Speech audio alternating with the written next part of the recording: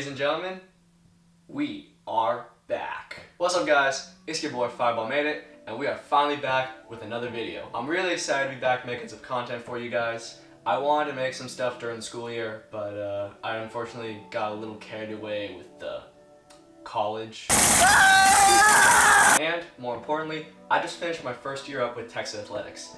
And I want you guys to stay tuned because I got to learn from some incredible people, shoot some new sports, and I have some new knowledge that now I want to pass off to you guys. So I've got a brand new series in the works. We're still workshopping it right now, but it's coming soon, so please stay tuned for that. But moving on to the actual topic of the video, today I've got another great tutorial for you guys.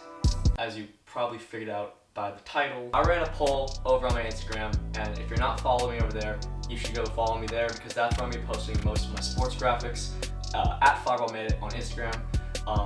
But a lot of you guys, like a majority of you guys, voted that you want to see some new tutorials. So I'm giving the people what they want, and we've got another tutorial today. Today, I'm going to show you guys how to color grade your designs in Photoshop. The reason why I specifically wanted to make this tutorial was because as I was looking at some of my older artworks, and I'm talking way back, like 2022, when I kind of just started getting into this, I noticed there was like a really dramatic point where my graphics went up in quality per se, is what I would classify them as.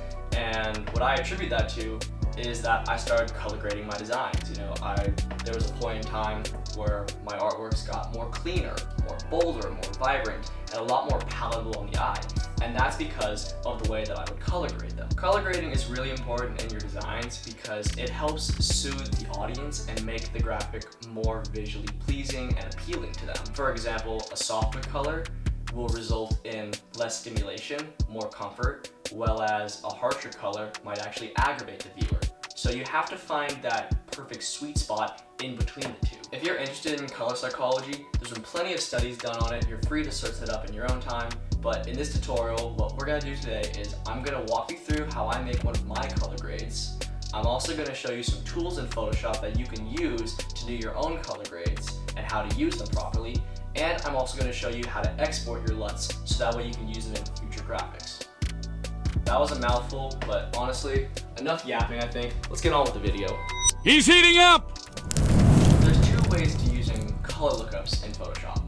You can either make your own, or you can use preset LUT packs that you can find online. Personally, I've been using a couple of these packs from Ethan J Design, and I think that they've been well worth the price considering how many times I've used it in my graphics.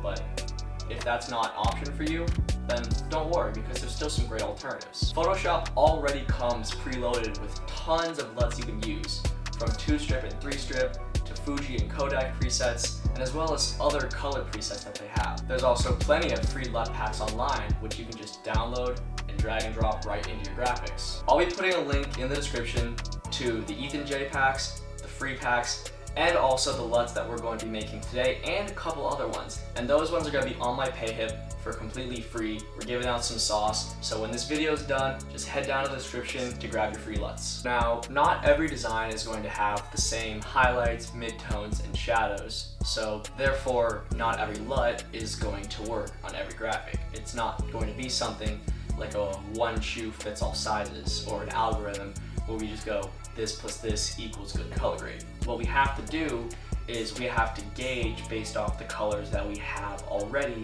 in our graphic. I'm pretty sure it's self-explanatory, but that was one thing that I struggled with because I'd pop a LUT into a graphic and it would completely burn everything. I'd be thinking, why is this not working? Well, it just wasn't meant to be. Okay, so as you can see here, I've got this Jazz Chisholm graphic pulled up. I've gone and stripped it of all of the color adjustments that I've done, so this is what I have before I go in and throw any adjustment layers on it. What I'm going to do now is I'm going to show you a couple of the tools that I use. The first tool that I'm going to bring in is a levels adjustment. And levels is really good for making slight tone shifts in your design or boosting the vibrance of certain colors. And here is basically how the sliders work. There's two bars here, as you can see. The top one determines the tones, and the bottom determines the brightness. So if I drag this far left anchor a little more inside, you'll notice that it gets darker.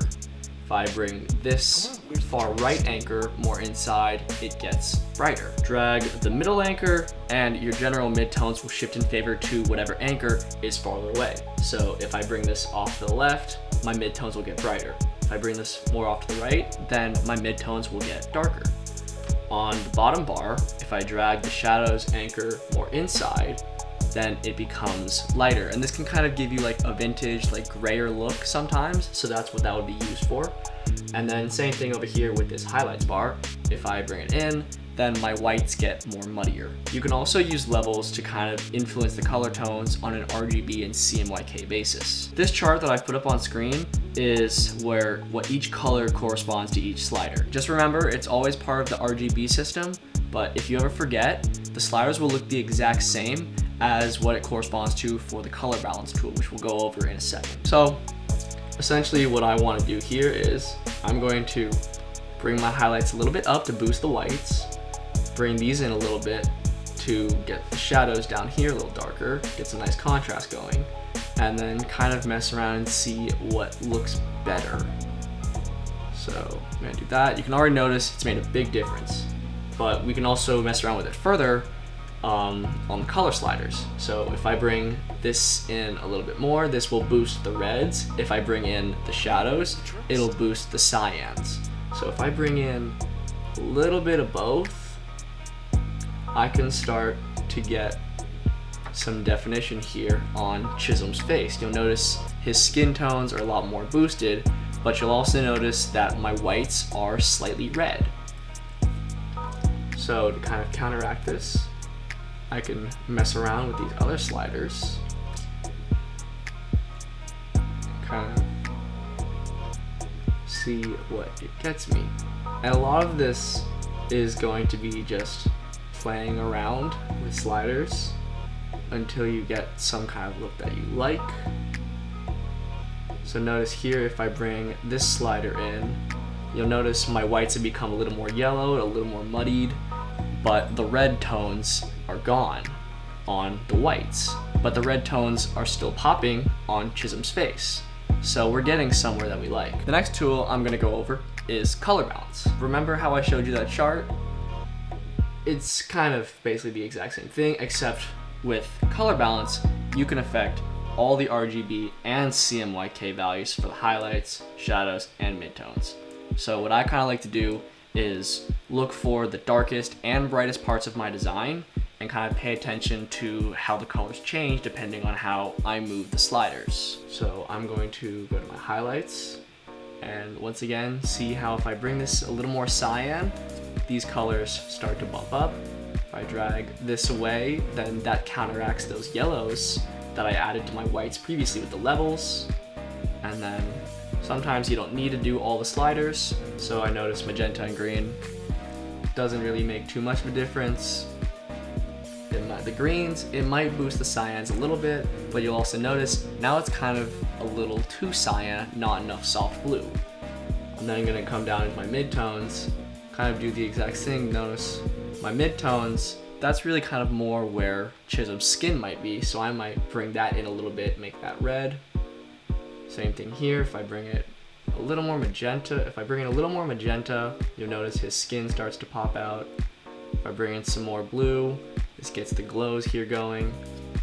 And from just 2 layers, we've made a considerable difference, but we're not done yet. The next tool I'm going to bring in is a channel mixer.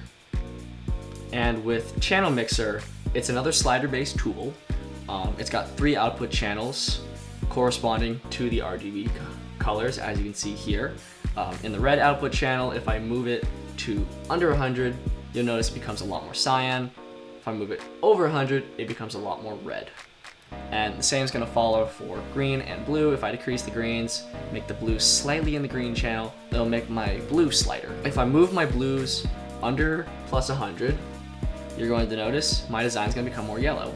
And above 100 will make the amount of blue show up quite considerably. So we need to make sure that we don't overdo these values. Try to stay I'd probably say a plus minus range of 15. Don't go too crazy. You'll notice if I go over a little bit, I get this little warning sign. So you know, the warning, the total is greater than 100. So some things you can do to kind of counteract that is bring down some other sliders. What I'm going to do is I'm going to go through, reset everything that I had. I guess I gotta bring it back now.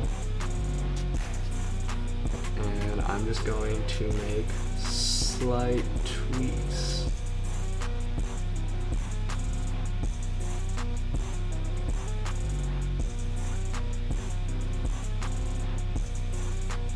I'm not going to go too crazy because you'll notice at some point my design is starting to look like there's this purple haze over it.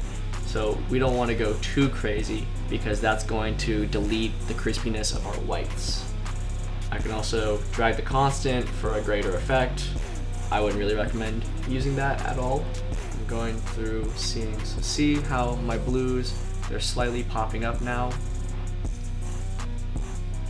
especially on those shadows. The next tool that I'm going to bring in is a curves layer. Curves are another way to adjust your highlights, midtones, and shadows, but instead of getting sliders, you get a visual graph that looks just like a straight line that you can make into a curve by adding points. So if we adjust our points into something called an S curve, which is basically I'm going to add a point here and here, use this grid to kind of line it up, and then I'm going to bring my shadows just a little bit down, bring the highlights up. That could get us some more contrast depending on what our look is. But you'll kind of see that doesn't really look that good because our shadows are a little dark already. So what I can do is to actually counteract that, I can make a reverse S curve. So I'll make the same points again. I'll bring my highlights just a little down, and I'll bring my shadows a little bit up, and that kind of, see here where there's too much contrast, now it's starting to let up a little bit. So we're getting there. Another thing you can also use is the brightness and contrast tool. This one's pretty straightforward. You drag the slider to the right, it gets brighter, drag it down, it gets darker, drag it to the right, more contrast, drag it to the left, it gets a little more fuzzier, I guess you could say. So what I might do is I might add back that contrast, bring out a little bit of brightness. And so we're kind of just working on getting to a nice little area, because you might notice I'm not paying attention to too much of the color work because of this next tool that we're going to bring in. This is where we're going to do all the heavy lifting of the actual color work. But these other ones are still going to be important because these are going to boost the levels of your design, boost up the shadows, the highlights, get everything to where you have a better playground to work with. And the tool that we're now going to bring in is the selective color tool. I love this tool.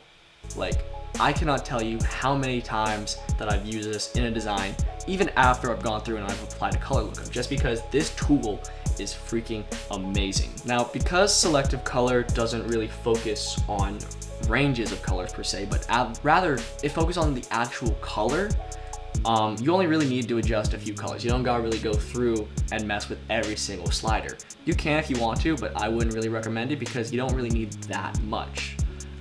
But specifically what I try to look for is I look for the skin tones. So that's going to be red and yellow. You might notice there's no orange. That's okay. Your reds and your yellows, they're going to combine in a way. That's where you're going to target those skin tones.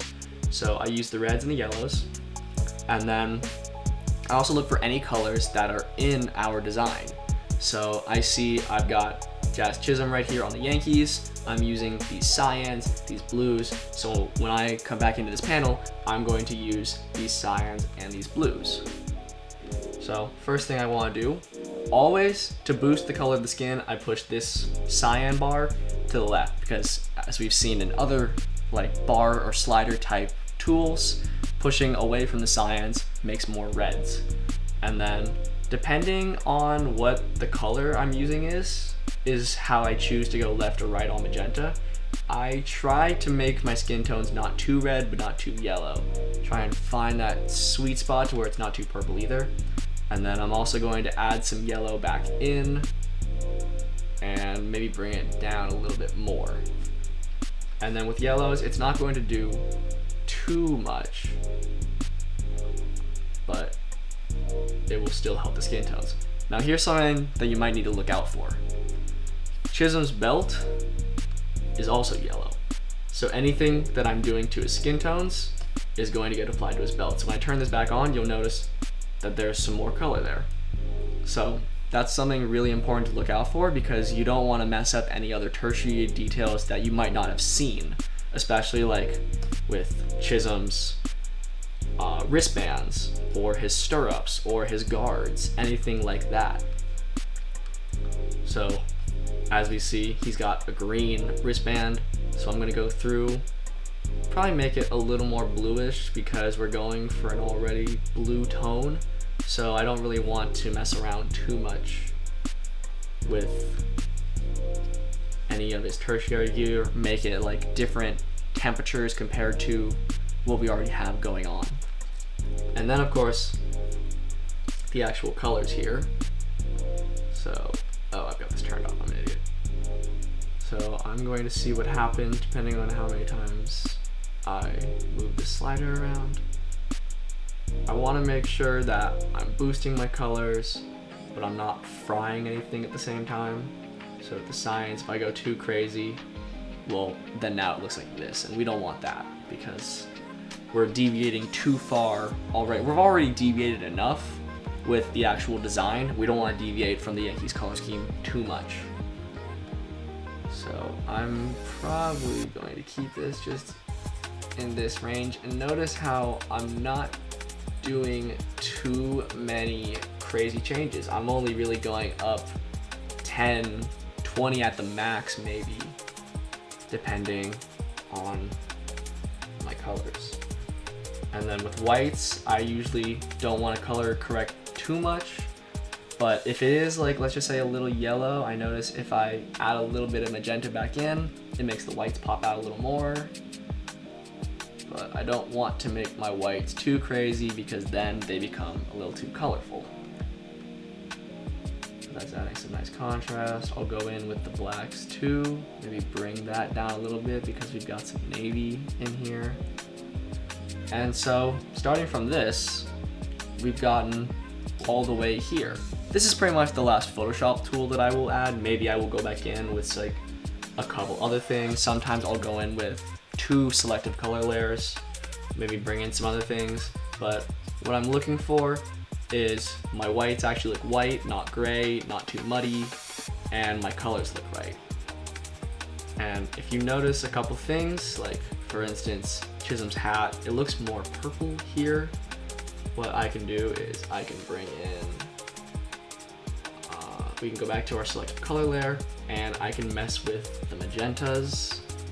If that's not picking up anything, then what we can also do is try to tone correct this by getting rid of some reds. So I can bring in another selective color layer, go to the reds, and see what happens. If it's not doing anything, then we might have to go do something else. So I will switch now to the blues. Yeah, and see here, this is kind of where, so I'm gonna go back in, and then what I will do is I will hit Command I, grab a soft brush, make sure I have it set to white, and repaint in that. And if you're doing any graphic specific stuff, especially with painting with layer masks, just remember to remove that from the actual LUT once you start to export it. So I will come back to this and tell you like, hey, get rid of this layer once we actually go to export our LUT for future use. The final step to my color grading process is once I've done all of these adjustments, once I've brought all my layers in, I'm going to merge everything down and bring it into Camera Raw filter. And the reason why I do that is because with Camera Raw filter, I'm able to add a lot more clarity, a lot more texture to my graphics, and experiment with some color tweaks. So here's what we're going to do.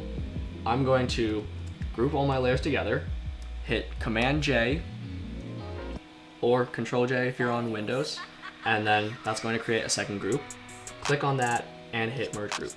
Then I'm going to come up here to the rectangular marquee tool, make a selection that's about the size of my entire canvas. And then what I'm going to do is I'm going to come to image and hit crop. And it might buffer a little bit for you. When that stops buffering, that means it's cropped. So then I hit Command J again, and now I have a crop version. I'm going to make another duplicate, so hit Command J again. I'm going to label this top one CRF, label this middle one crop, and label this bottom one comp. So that way, in case I screw up my camera raw filter and I just want to restart entirely, I can just bring in another cropped version that I already have. So what I'm going to do is I'm going to come to filter, camera raw filter, and that's going to bring up this panel. I have a clarity preset which I use, so I'm going to go ahead and just apply that now. I'm going to leave the instructions in the description down below for you to reference. Basically, the preset is like this. Here in camera raw filter, what I'm going to do is I want to bring my highlights down. I'm going to do -40. Oh, come on.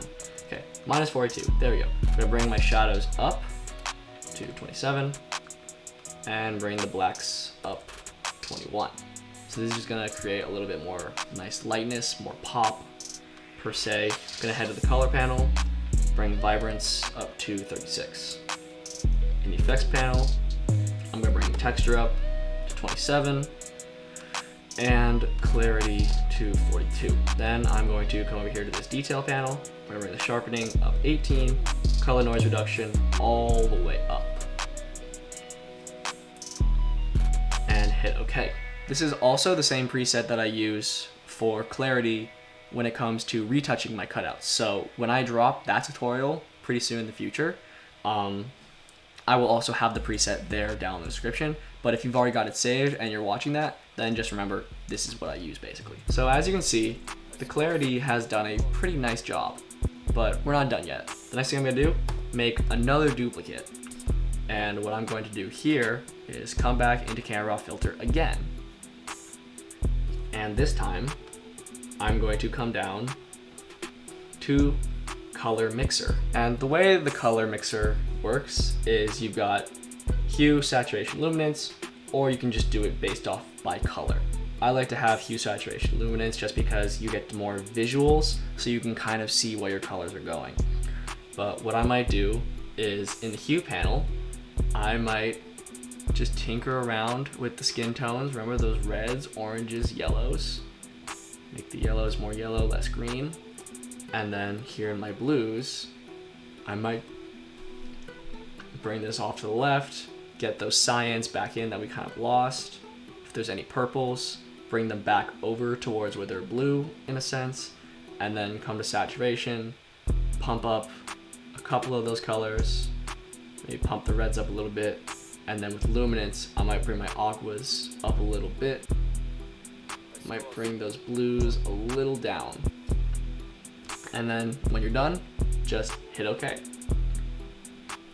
And they're super slight touch-ups, but when you compare it to what we had at the start, it makes a ginormous difference in your color grading. Because we've taken something that's super dark, super murky, the colors aren't really flowing well together, nothing's really the same temperature, and we brought it to this. When I'm fine-tuning my colors, I'm kind of looking for that sweet spot that I was mentioning earlier, where there's enough vibrance and brightness, but at the same time, the colors are kind of like in the middle. There's nothing too harsh, nothing too crazy, so that way it remains pleasing for whoever's viewing my graphic. To export our LUT, what we're going to do is copy all of the layers that we used and bring it into a new PSD document. I'm then going to hit Command V to paste and make sure that all my layers are turned on. I'm going to delete any layers where I used specific masking, just so that way we have a general LUT that we can use for any other future designs. I'm going to select all of these, so I'm going to select the top one, hold Shift, select the bottom one, that'll select all of them. Come up here to File, hit Export, Color Lookup Tables. And it's going to bring up this menu. I'm going to use 3DL, that stands for 3D LUT. Just going to hit OK, and then I'm going to name it Jazz Chisholm. And I'm going to throw this into somewhere I can find it. And it'll go through its process and turn it into a LUT.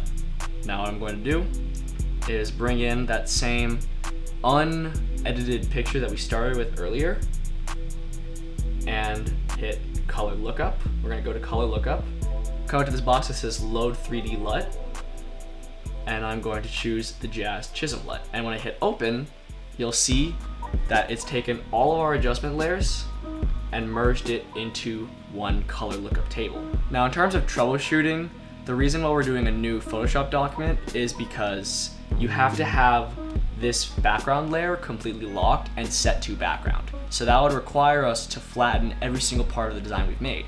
And we don't want to go through and flatten our design because then we're losing all the progress that we made on it. So instead we bring it into a new document where the background's already flattened. Let's just say, hypothetically, you didn't have the background flattened or you lost it or something. Let's just say this is what we have. We're going to go to Layer, New, hit Background from Layer, and it'll turn this layer into a background. As long as you have something as the background and nothing else but adjustment layers, your LUT will load properly. And just like that, you know how to make custom LUTs, you know how to export custom LUTs, and you know how to use custom LUTs, and we just leveled up your design game. I don't know if like I'm in the fray or not, but we just leveled up your design game. Just like that, you've learned now how to take your graphics to the next level with color grading. And if you truly enjoyed the content of this video, or if you learned something new, then please help this channel out. Like the video, comment down below, subscribe to the channel. Why did I just stutter? Subscribe to the channel.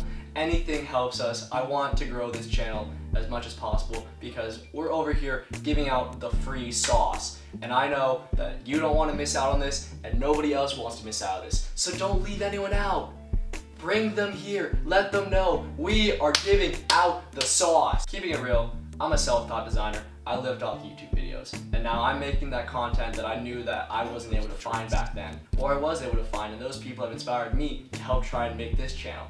So truly, please help this channel out. Tell all your friends, tell all your parents, tell your parents, grandparents, relatives, your fish, I don't care. Tell all the fish in the world to come here to Fireball Mate's channel because I'm telling you, we're making better designers every single day. Thank you so much for watching this. Please let me know what you want to see next. And of course, I'll see you in the next video.